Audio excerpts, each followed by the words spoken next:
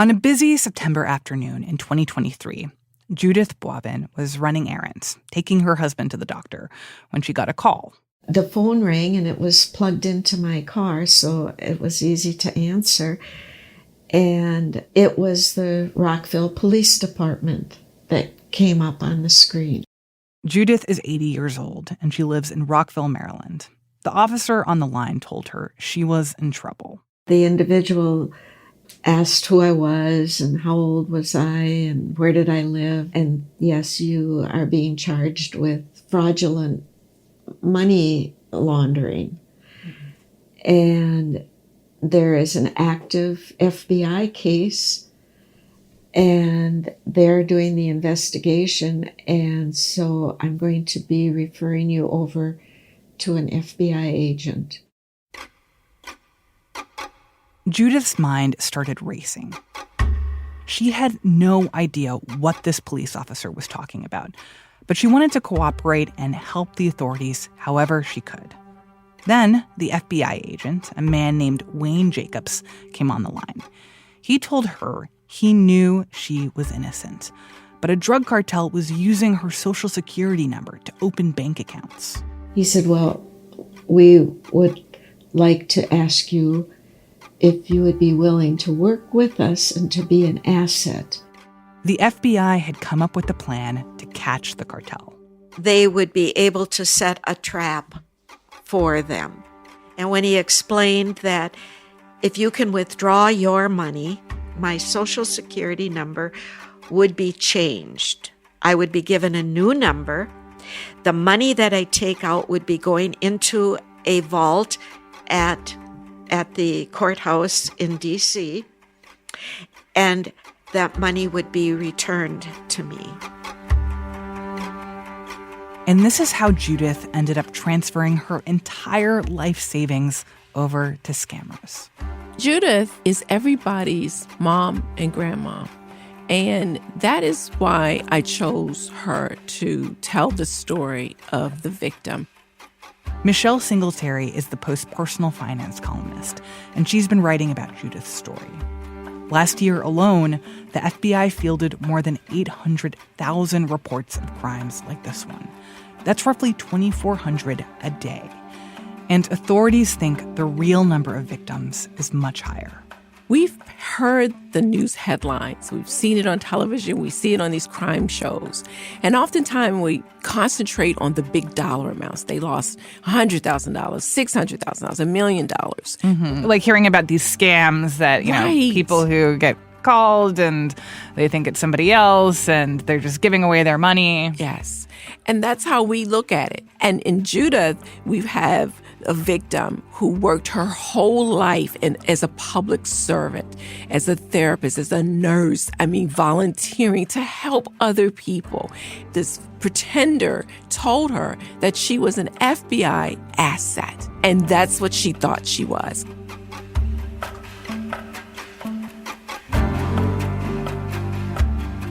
From the newsroom of The Washington Post, this is Post Reports. I'm Martine Powers. It's Thursday, December 12th. Today, the anatomy of a con job.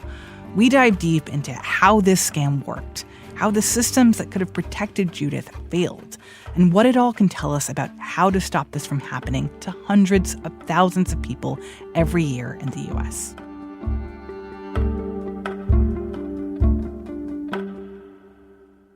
Let's go back to the beginning of the scam.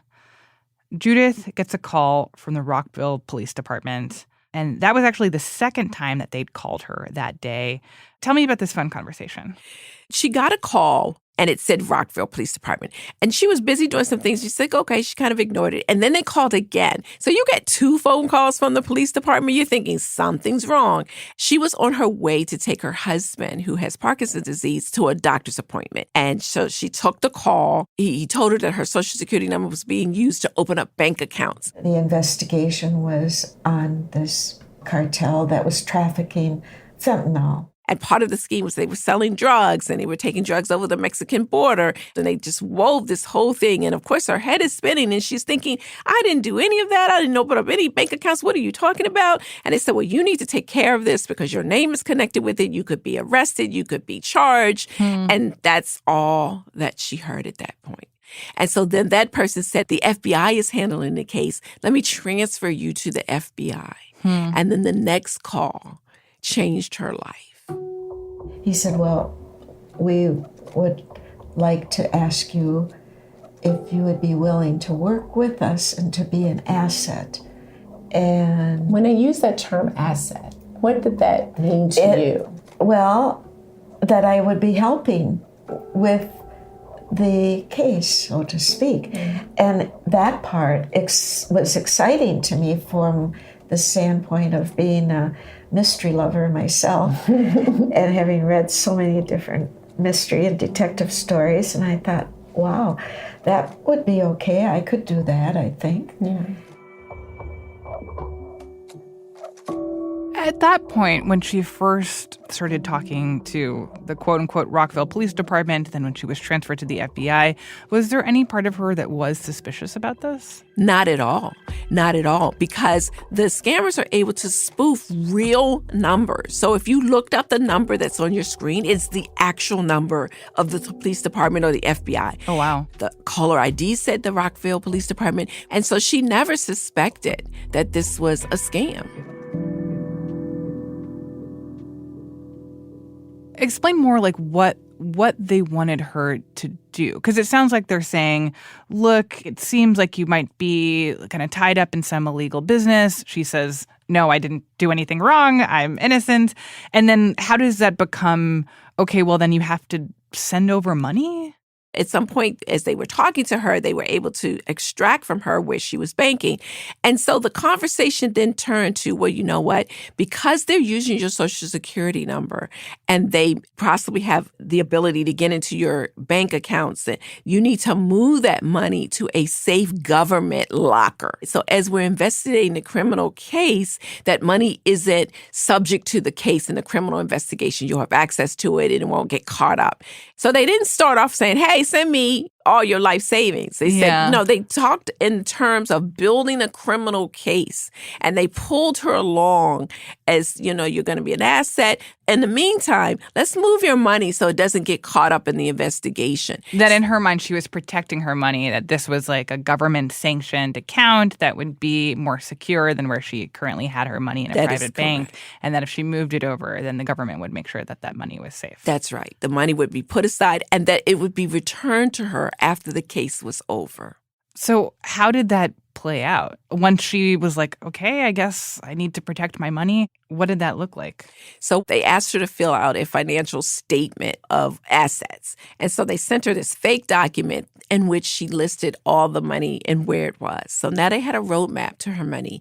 And then they gave her a story to tell the financial institutions because they're going to be questioning because they know there's a lot of theft out there. So they said, now don't tell them anything because this is an investigation. So the first institution, Morgan Stanley, she said, I want to move all my money because I wanted to have closer to me. It was in a branch out of state. And so she withdrew all her money from the first institution. And then the scammer said, now, look, you got to spread the money around because if you pull it all in one bank and pull it all out, they're going to be super suspicious. And then they're going to find out about the investigation and the investigation could be jeopardized. And so she got the money out from the first institution, then spread it among 4 branches of financial institutions in Maryland. And then he said, now you've got to take out the money in increments of $10,000 to $20,000. So she would get the money. I had to wrap the money, and then I had to do it in a certain way, a specific directions of paper bag and then a brown bag, and you had to seal it with duct tape. And then I had to write on the cover of each parcel. She'd get instructions on where to go, even coordinates, right? Go here. She'd get there, and they would tell her that some agent is going to pick the money up And where is here? Like, was it like a parking It was a garage? parking lot, a outdoor shopping center. She would sit in her car. They're there with her on the phone, coaching her. If she ever got nervous, it's okay. When they come beside you in the car, just hand the money through, and the windows are dark. She can't see the person. So she'd just be in a parking lot. Another car would come up next to her. Correct. She'd just hand over this bag with money in it, and then they drive away. And they drive away. And the whole time she's being told there are FBI agents watching this happen, so you're protected. I know people are sitting home, hand money to people in the cash in a car you don't see, but that's not how she is seeing it. She's saying, I'm in a car, I'm on the phone with the FBI. Mm-hmm. The FBI has agents watching me, so it doesn't sound ridiculous to her, right? And each time, how much money are we talking about? Anywhere from $10,000 to $20,000. Wow. Yeah. I mean, it sounds like she really felt like they had a process and she was following along with the process. That's right. And many of us respect law enforcement, that this is a law enforcement official. And I know that when people hear all that, in their safety of their home, having not spoken to a criminal, they're thinking, well, that doesn't make any sense. But you have to put yourself in her shoes. Tell me more of what you understand about how these people were talking to her. It sounds like it wasn't just one person, it was multiple people. Like, what were they like on the phone with her? I mean, it seems like she developed a relationship with them. Yeah, so the initial call, there was at least two people, but at the end of the day, it was just the one person. And that was the quote-unquote FBI agent. That's the FBI Wayne. agent. Wayne A. Jacobs, that's right. So twice a day. I don't know about you, but I didn't talk to my grandmother twice a day. I mean, they were talking to her twice a day. Yeah. And not talking just about this fake case, but, how are you doing? How's your husband's health? And she would say, I'm going to go see a granddaughter. How's the granddaughter? When are you going? What time's the train? I mean, if some stranger just talked to you just out of the blue, you're like, who are you? But if they're talking to you every day, they know your husband's name, they know your pattern, and you're talking to them and sharing, and they're sharing with you, of course, you end up trusting them. So it sounded like she felt he was looking out for her. That's right. That's exactly right. He presented a situation where he cared about her. I mean, think about the word con man. The basis of that is confidence. Yeah. They build your confidence, right? And again, as people are listening to this, if you are thinking, I would never fall for that, or how could she fall for that? You are wrong. And this is not going to help us stem this amount of money that is going out of people's accounts. And that is the point of this series. That's why she came forward to say, I was not stupid. I believed this person because they believed in me, and they said I was helping the government do something good.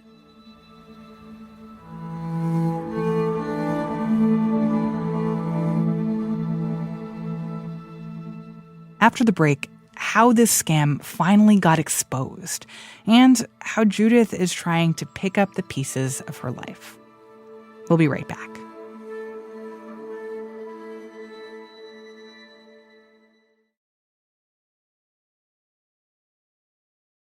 So, Michelle, it sounds like this was going on for months. How did it finally start to unravel? Like, when did Judith realize she was being scammed? At some point, one of the financial institutions, at least one of them, contacted the Maryland Securities Office to say, we think that this person is a victim of a scam.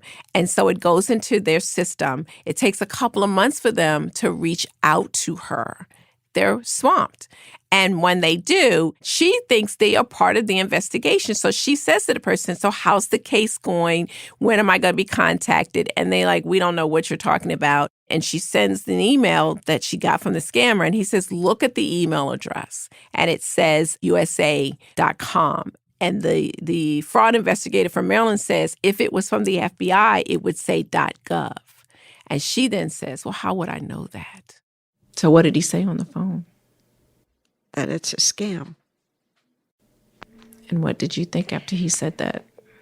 Well, of course, I was shocked. The sad part about all of this is that The law enforcement agencies, the banks are overwhelmed with these scams.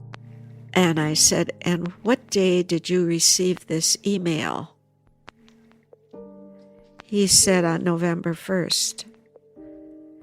And I said, today is the 19th of January, and you're just getting back to me now?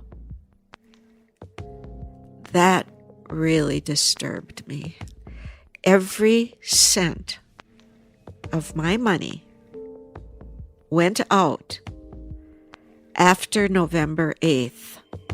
And so that is one of her criticisms, is that had they contacted her sooner, that she may not have lost as much money as she did. And at that point, how much money had she given them? Wow. So about $595,000 of her retirement account.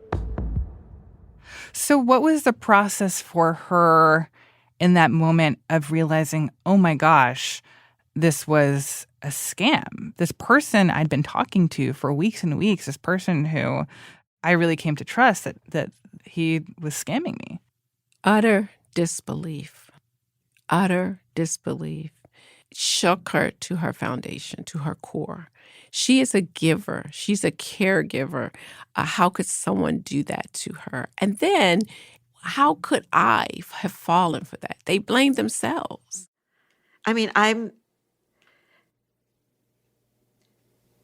Yeah. Because you're thinking that you're an asset. You're helping That's them in the correct. criminal investigation. But as I'm speaking this, I can see how stupid it was. Although Judith knows that she was manipulated, that she was the victim, she still feels embarrassed sometimes. And she'll say, I was so stupid. And, we always pause when she says that, you weren't. She says, I know, but that's how I still feel. I still feel guilty. Does she know who this person was, who these scammers were? She does not. Mm-hmm. They said it's an ongoing investigation, but they do know that they've tracked it to some, criminal activity in India. Mm-hmm. I mean, she had been talking to FBI agent Wayne twice a day. Did she try calling him back? Yes. Yeah. She tried calling back, but the number's dead now. So obviously, those are the big culprits here, right? Like the people who actually orchestrated this scam, the man who was on the phone with her, checking in twice a day. I mean, that they are the people who stole her money. But it sounds like Judith also feels like there's some responsibility here with the banks. Yes, she does feel that way. In all, there were 5 banks involved in this government impersonation scam. Morgan Stanley was the main bank where she had all her retirement life savings, and then 4 branches of major banks in Maryland. I contacted all of the banks, although some of them said they couldn't talk about the specifics of her case. Those who could, Morgan Stanley, for example, did give me a statement. They said, and I quote, "While we deeply regret Ms. Baldwin's loss, we believe we did everything under the circumstances to prevent it, including putting a temporary hold on the transfer so we can investigate, notifying the authorities, and in the end, allowing Ms. Baldwin to only transfer her funds to an account in her name at another financial institution," end quote. Though Capital One said it could not go into specifics on a customer's case, it acknowledged how devastating and how disheartening financial fraud can be. And so they did their due diligence. Those who were required to contact the authorities did so.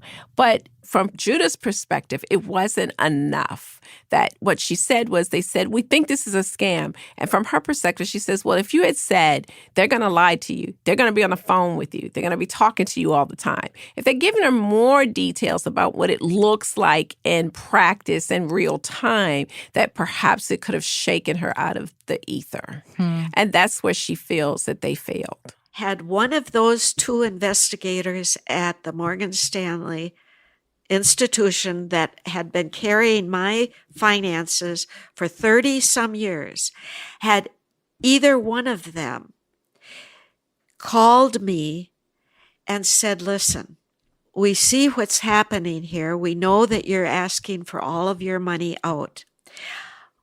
We want you to know these are examples of some of the scams that are going on."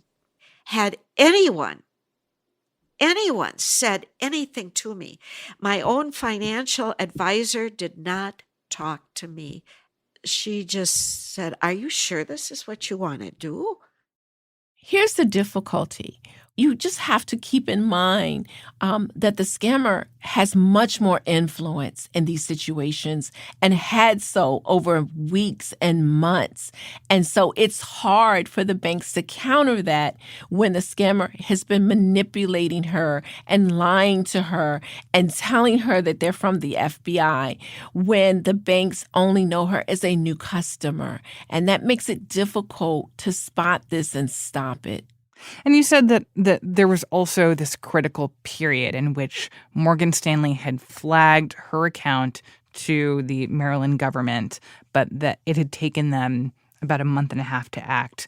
Can you talk a little bit more about what happened there and how Judith felt when she realized that they had known quite early on that she might have been the victim of a scam? So I contacted the Maryland authorities, and they would not discuss the case and what happened in that time period. What Judith was told was that we've had a heavy caseload, and we got to you when we got to you. But obviously, from Judith's point of view, well, it wasn't good enough.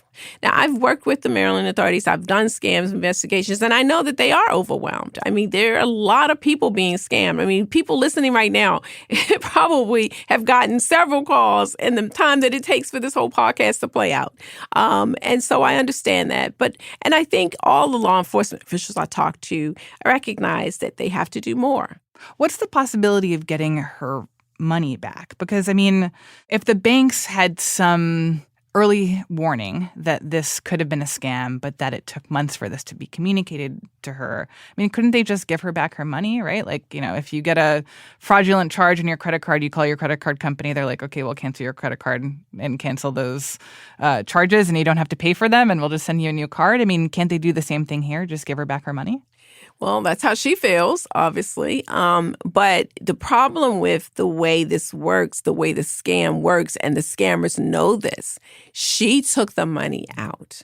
She withdrew the money, and then it was stolen from her in that next process. And so from the financial institution's point of view, when you do that, they have no way of knowing that this is a scam on the back end. Because their argument is the money wasn't stolen from the bank account because you're the person who came and withdrew this money and from your own account. And the scammers know that. They basically exploit a loophole in the law. Yeah.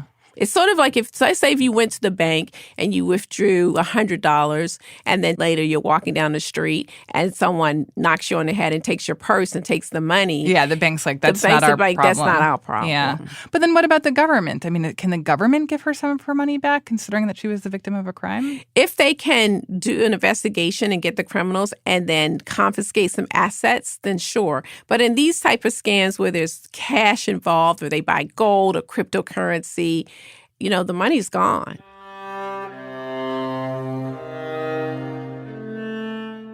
So what we have a situation is now Judith has her retirement money has been stolen. And with tax advantage retirement accounts, because that's where her money was, when you take money out, it is then taxed at your current income tax rate. So in this case, she took money out of her retirement account and then it was stolen. But from the government's perspective, she withdrew the money, and now she owes a tax bill on money that she doesn't have. So she has to give more to after she was the victim of all this and gave away essentially all of her retirement savings. Now she's responsible to pay more money to the federal government? That is what she's faced with, and a lot of victims are faced with that. But she was the victim of a crime. Yeah, exactly. So she feels like she's been scammed twice. And so it used to be, there was a tax law changes in 2017. It took away the deduction for theft. Part of that was to pay for this big tax cut that went to corporations and wealthy individuals under Donald Trump's administration. And so that deduction was taken away. And now many people who fall into that category cannot take that deduction. And Judith is one of those people. So she's faced with a huge tax bill. How much money is she owing to the government now? Between federal and state, about $180,000 in tax. $180,000 additionally? Yes. In taxes? Oh, my God. Yes. Can you imagine how crushing that is. You are a victim of a crime. And now the government says, well, sorry, you took your retirement money out. You owe us $180,000. Wow. I mean, it's devastating to her. How does that make you feel that you might have to pay taxes on money It's that the unjust scammers justice. Totally unjust. It is no place in laws and policies. It's as much of a scam as the scam itself. To think that people that have lost hundreds of thousands of dollars and they don't have it, and now they lose their home, their vehicles, everything, their credit, everything is gone. Gone. It's horrible. That gives me anger. I want to talk more about the role of law enforcement here, too. You said that Judith reported this to Maryland state authorities, to the FBI. Did they have anything to say about her case? So I actually talked to and interviewed the real Wayne A. Jacobs. Oh, there was a real There is FBI a agent. Are Are you 100% sure I'm that the person that you 100% talked sure. to was a real? Talked to him, saw him. Wow. He's a real person, and ironically, he works in, fraud. And I mean, he spent his whole career fighting this. Can you imagine? Your career is to fight this thing, and some criminal took your resume and used it to victimize someone. So what was it like for the real Wayne Jacobs when you reached out to him? He was crushed. He was, you could just hear it in his voice. Like, I cannot believe that someone used my work, the work to help victims, to investigate cases, to victimize somebody else. And the first time he heard about it was when I contacted the FBI about it to ask them about Judith's case. When you have a career that's dedicated to protecting people who ultimately find themselves being victimized, using your name, using your hard-earned reputation, it's infuriating. What else did the real Agent Jacobs have to say about how the FBI is trying to get a handle on this, or the fact that these scams are so common? How is the FBI trying to respond to get its arms around the scope of this? So they're really taking two tracks. Obviously, criminal investigation. They're working with state authorities. They're working with authorities overseas, and then also in public education. And I was very grateful because, FBI can be a little quiet. They don't always talk to the press. And I was very impressed that they were very open to talking about her case and what was happening. And so he and I had long conversations about the work that the FBI has been doing, the work that the Federal Trade Commission has been doing, even the Maryland authorities, even though they didn't talk about Judith's case, they talked about all the things that they've been trying to do, public education, working with the financial institutions to improve their systems, to try to catch this. So everybody is actually working to try to stem it, but the scammers are just 2 and 3 and 4 and 5 steps ahead of them. It's critically important that people come forward, even with that sentiment of embarrassment. Sometimes we're able to recover some of the monies depending on how quickly the information is shared with us. But beyond that, it is about preventing future victimization, right? So if you yourself were a victim and the money is lost, think about the impact that you could have by way of sharing the information with law enforcement, with the appropriate parties, to help us get the word out. And so the series, I think, is doing two things. It's hopefully showing you how you can be a victim. And then by showing you that, we are protecting you because maybe you will remember Judith's story. How do we have respect for the victims, but also empower people to fight the scammers? And say that there are pretty clear, doable steps that you could do to prevent this from happening to you. One of the things I say to folks is do nothing. That's pretty powerful because if you do nothing, you actually have more protections. They're trying to create the sense of urgency of you got to act now. You have to call me back. You have to go to the bank now and just say, I don't have to do anything right now. That's right. So I say do nothing. Don't click, don't call, just do nothing. Pause, slow down. And if you slow down, then you can get out of your feelings a little bit and do the things that help protect yourself. And this happened to me recently. I got an alert from my bank that someone was trying to use my credit card. And in that moment, I was like, oh my God, I got to call them. And I said, phew. I took a breath and I said, I don't need to act right now, because if they steal my money, they got to give me my money back, because I didn't do anything. Mm-hmm. I didn't make a call. I didn't give nobody a code. So they got to give me my money back. I called the bank and I said, hey, y'all been trying to contact me? And in that case, they had been. Mm-hmm. It was a legitimate text. I said, well, I saw the text, but I ain't trust it. She said, that's exactly what you should have done. She said, don't trust anything.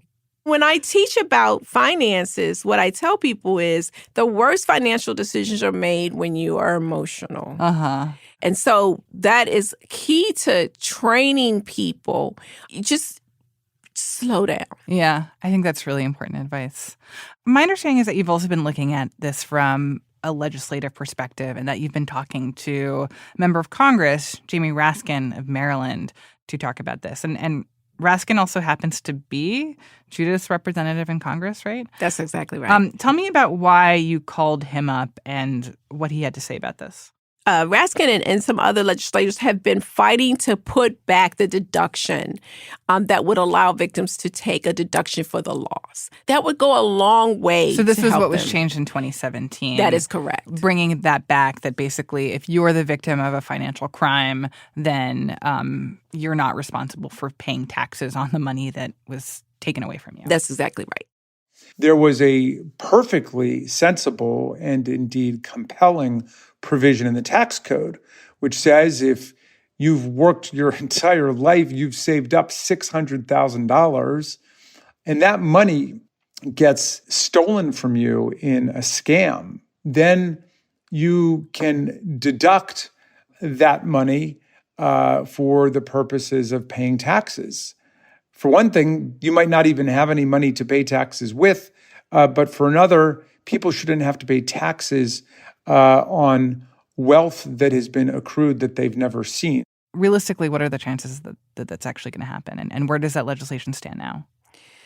Well, given how things are happening in Congress, it's a big hill to climb. There's not a lot of bipartisan stuff going on in Congress right now. Even though it seems like if there's anything that would have bipartisan support, I mean, I know for a fact that both Republicans and Democrats get scammed by these people, and it seems like a shared American value that these scammers suck, and there should be a way to help people who are victims. One would think. But when it comes to what's happening in Congress right now, somehow that common sense way of dealing with this is not happening. But there is some hope. There have been a couple of pieces of legislation that would address this. They all stalled. AARP has been advocating for it, so we will have to see. I think Raskin is hopeful that something may pass. I'm trying to be hopeful that this will happen and that there'll be a look-back period which would cover Judith. The American people have been set up for a whole range of scams and cons, and we need to educate people about that, and we've got to structure the tax laws and the consumer laws in such a way as to protect our people.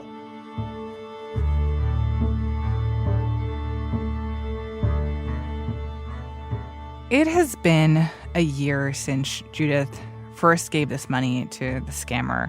Where is she now? What is her life like now? So if it's okay, can I just correct what you just said? Oh, yeah. So it's been a year since her money was stolen. Right. We got to change the language. It's been a year since she was victimized. And it's been a hard road for her. And there are moments where she's depressed. She had a panic attack at one point as she was thinking about all the loss. And I think it's important to say that she feels this loss because she doesn't want to be a burden on anybody, right? She spent her whole life doing exactly what we tell people to do. She saving up so she could have an independent exactly right. retirement and not be a burden to her children. Right. And Yeah. Right. And in fact, one way she's dealt with it is that AARP has created a financial fraud support group. And she's a part of that. She goes to the sessions regularly every week. And it's basically a group of other scam victims talking about it and getting support from each other. Because this is probably one of the few crimes where people blame the victim. And so they need a safe place to be able to cry and vent and try to heal. They were victimized. And what has that been like for her relationship with her family? I know you spoke with her daughter, Jeannie Christ. How did she feel about this when her mom told her what happened?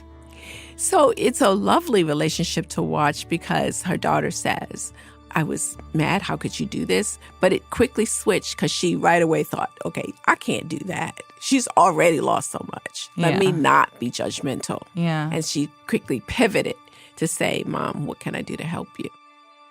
What I've learned about scam victims since all this has unfolded is that there is a great deal of shame and embarrassment, which is not helpful for her or me, or for anybody else who's been a victim of this sort of thing. This is somebody who did not grow up in the digital age, somebody who's respected authority. You know, it's a very different mindset. Why should she have been so doubting? Also, she wanted to get sort of the word out to financial institutions that, yes, you are doing a lot of things, but perhaps there's more that you can do to protect the victims.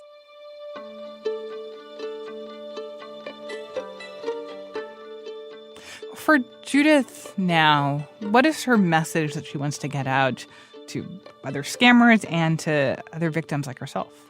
So I think she's got a couple of messages. One, a message to other victims. And she's so brave to come forward to say, I was scammed.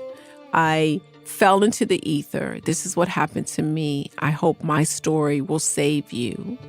To the financial institutions, do more. More education, more help, more training so that other people will not lose their money to scammers. And I think, also don't try to do this alone. The moment someone says, don't tell anybody, it's a scam. And then I think lastly, for people who might be listening thinking, I can't be scammed. Yes, you can, she would say. I don't know. I just don't feel afraid about telling my story because I think it could have an impact. I feel like it could be a service. I'm not any different from anybody else. Michelle, thank you so much. You're welcome. Thank you.